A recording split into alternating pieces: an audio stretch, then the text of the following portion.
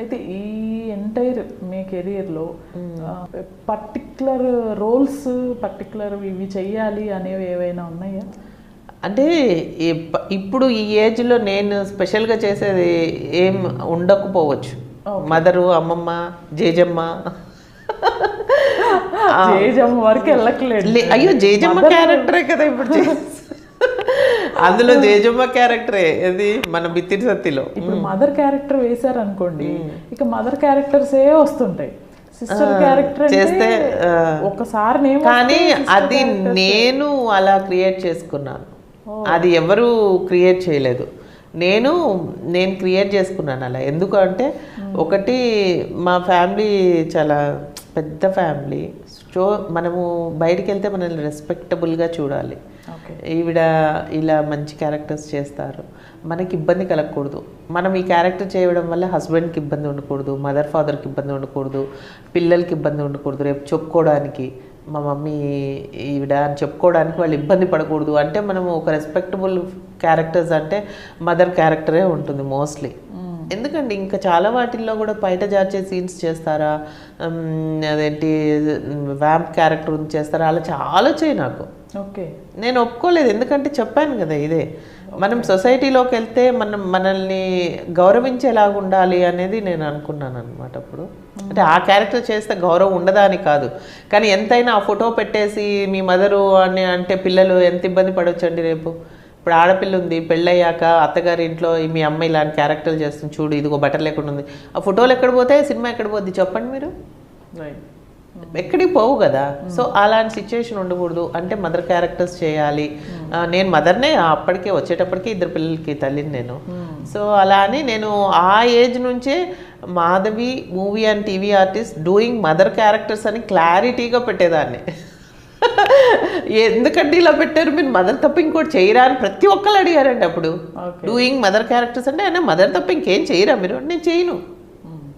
అక్కడ చాలా క్లారిటీగా ఉండేదాన్ని. అట్లా ఏ వచ్చినాయి రోల్స్ మీకు? ఏ మూవీస్? చాలా వచ్చాయండి, చాలా. చిరంజీవి సినిమాలోనే ఒకటి ఇలా ఏదో చిరంజీవిని చూస్తూ ఏదో ఫంక్షన్లో హీరోయిన్తో వెళ్తుంటే ఇలా బయట జార్చాలి మీరు, అప్పుడు ఆయన మిమ్మల్ని చూస్తాడు, అప్పుడు హీరోయిన్ ఆయన చూడడం చూసి ఏదో గొడవ పెట్టుకుంటుంది అంట. అదేదో సినిమా నాకు గుర్తు కూడా లేదు.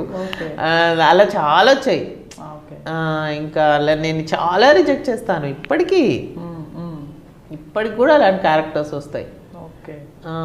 నేను అవన్నీ చేయను అని చెప్తాను. అట్లా ఏ మూవీస్లో అయినా జనరల్గా మీకు క్యారెక్టర్ ఇది అని తెలియకుండా వెళ్ళి చేసినవి ఏవైనా ఉన్నాయా?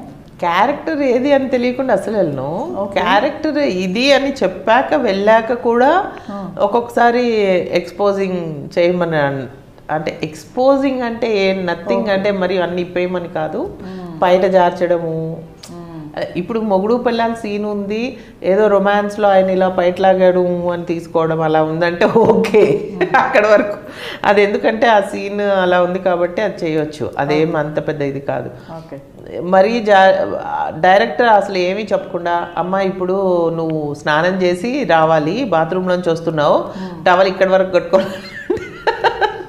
అలాగే జరిగింది ఒక సినిమా, తెలుగు తమిళ్ కన్నడ అనమాట, అజంతా సినిమా పేరు.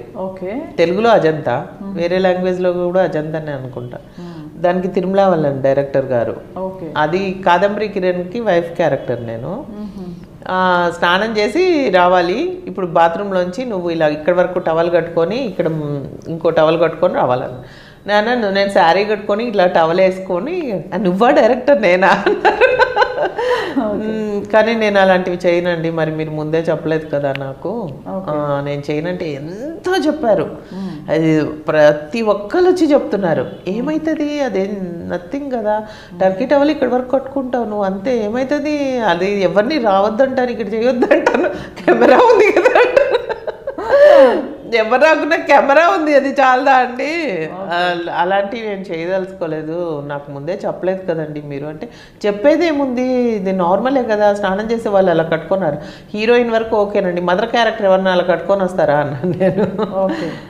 అలా కట్టుకోను, కావాలంటే శారీ ఇక్కడ ముడేసుకొని స్నానం చేసినట్టుగా టవల్ వేసుకొని వస్తాను, శారీ కట్టుకోనంటే ఇక లాస్ట్కి అలాగే చేసుకున్నారు.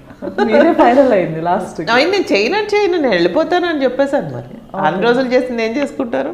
ఇప్పుడు ఇదంతా ఓకే, అయితే మాధవి అనే పేరుతో కూడా మన ఇండస్ట్రీలో ఉన్నారు చాలా మంది ఉన్నారు కదా, కన్ఫ్యూజ్ అవ్వరా? అవుతారు. ఎక్కువ మిర్చి మాధవి గారికి నాకు కన్ఫ్యూజ్ అవుతుంది. ఓకే, నేనే ఇస్తుంటాను వాళ్ళకి మళ్ళీ ఆవిడ నెంబరు. మిర్చి మాధవి గారు నాకు చాలా క్లోజ్ ఫ్రెండ్. సో ఆవిడ నెంబర్ అంటే ఆవిడ అనుకోని నాకు చేస్తే మాత్రం నా నెంబర్ ఇస్తాను, ఆవిడ నెంబర్ ఇచ్చేస్తాను. ఈ క్లాసికల్ డాన్సర్ కూడా కదా మీరు, ఈ పర్ఫార్మెన్స్ ఎక్కడ ఇవ్వటానికి స్కోప్?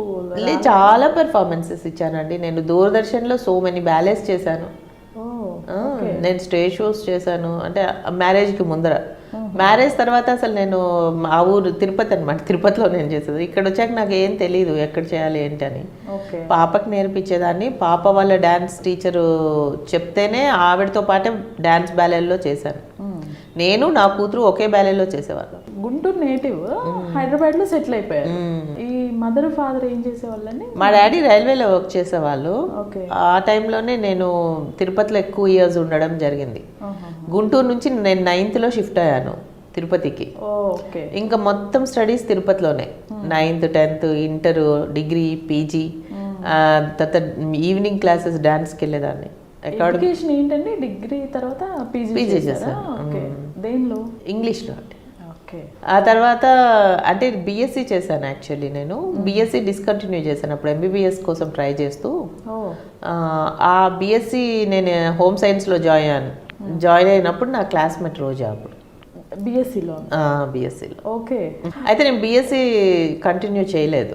ఈ ఎంబీబీఎస్ కోసమే మళ్ళీ ట్రై చేస్తూ ఎప్పుడు రెగ్యులర్గా వెళ్ళేదాన్ని కాదు. మళ్ళీ ఇక్కడ ఉస్మానియా యూనివర్సిటీలో 3 years degree at a time pass అయ్యాను ఇక్కడ. ఆ తర్వాత పీజీ మళ్ళీ తిరుపతిలోనే మహిళా యూనివర్సిటీలో జాయిన్ అయ్యాను. రోజా గారు క్లాస్మేట్ అన్నారు కాబట్టి అప్పుడు చూసిన రోజా గారికి జనరల్గా మాట్లాడుకునే వాళ్ళ మీరిద్దరు? అంటే మా డ్యాన్స్ క్లాస్ వాళ్ళే అక్కడ, అంటే శివప్రసాద్ గారే సినిమా తీశారు కదా ప్రేమ తపస్సు. అదే ఫస్ట్ మూవీ అప్పుడే మేము ఉన్నాం అక్కడ. ఓకే. మేము ఎక్కిరించే వాళ్ళం కూడా, పని మనిషి క్యారెక్టర్ని కరెక్ట్గా సరిపోయి నల్లగా ఉంటావు కదా. ఓకే. ఆ తర్వాత మళ్ళీ ఎప్పుడైనా మీట్ అయ్యారండి? మీట్ అయ్యాను. ఇక్కడ మోడర్న్ మహాలక్ష్మి అని ఒక గేమ్ షో అయ్యేది ఇంతకు ముందు జరిగేది. అందులో ఫస్ట్ ఆవిడే యాంకర్ ఉండేవాళ్ళు. అప్పుడు మేము మాది ఆర్టిస్ట్ ఫెస్టివల్ స్పెషల్ ఎపిసోడ్. అప్పుడు వెళ్ళినప్పుడు ఆవిడని నేను చెప్పాను, నన్ను గుర్తుపట్టారా, నేను ఇట్లా మీ క్లాస్మేట్ని డిగ్రీలో అని. అంటే నేను అప్పుడు చాలా కామ్గా ఉండేదాన్ని కదా అనేది. అంతే మాట్లాడాను, ఎక్కువే మాట్లాడలేదు. ఏం చేస్తున్నారు ఏంటి అది ఇలా కొన్ని కామన్ క్వశ్చన్స్. ఓకే. నిజంగానే కామ్గా ఉండేవాళ్ళ? ఆవిడ లేదండి, అంటే ఎడ్యుకేషన్లో మంచి ఇంటెలిజెంట్ ఆవిడ. ఆవిడకి ఆ సినిమాలో ఆఫర్ వచ్చినప్పుడు అదే పని మంచి క్యారెక్టర్కి సూట్ అవుతుందని చెప్పి తీసుకున్నారు. అంటే నల్లగా అలా ఉండాలి కదా అలా అని చెప్పేసి. ఆ తర్వాత ఆవిడకి సెకండ్ మూవీ చామంతి అవి తమిళ్లో చేశారు కదా, అక్కడ తనకి టర్న్ అయ్యింది. ఆ తర్వాత మీరు పైగా తను టాలెంటెడ్, ఇంటెలిజెంట్, స్పాంటినిటీ ఎక్కువ ఉంటుంది. కరెక్ట్. అది తనకి ఆ వాక్చాతుర్యం ఉంది, యాక్టింగ్ చేసే ఇది ఉంది, ఇంటెలిజెంట్, పైగా మంచి ఇంటెలిజెంట్ కూడా. మరి అంత గట్స్ లేకపోతే ఎవరు రారండి. ప్రతిదానికి భయపడుతూ ఉండేవాళ్ళు ఏమీ చేయలేరు. ఎంత ధైర్యం ఉంది కాబట్టి తను యాక్టింగ్కి అంత ఆ ఏజ్లోనే, అంటే అసలు మాది అట్మాస్ఫియరే కాదు అక్కడ తిరుపతిలో. ఓకే. అప్పుడే తను హీరోయిన్గా వెళ్ళింది. మరి తను ఒక మంచి ఫ్యామిలీ నుంచి వచ్చిన ఆవిడే కదా, వెళ్ళింది. ఆ తర్వాత కంటిన్యూస్ ఎన్ని మూవీస్ చేశారు ఆవిడ హీరోయిన్గా. ఆ గట్స్ ఉండాలి లేడీస్కి.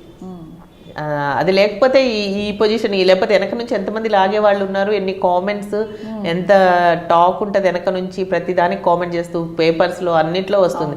అవన్నీ ఎదుర్కొనే ధైర్యం ఉండొద్దా? అందరు మనకెందుకులే వచ్చింది, మనం వెళ్ళి ఇంట్లో కూర్చుందాం, ఎవరేమనరు అలా అనుకుంటే అవుతారా? అవరు కదా.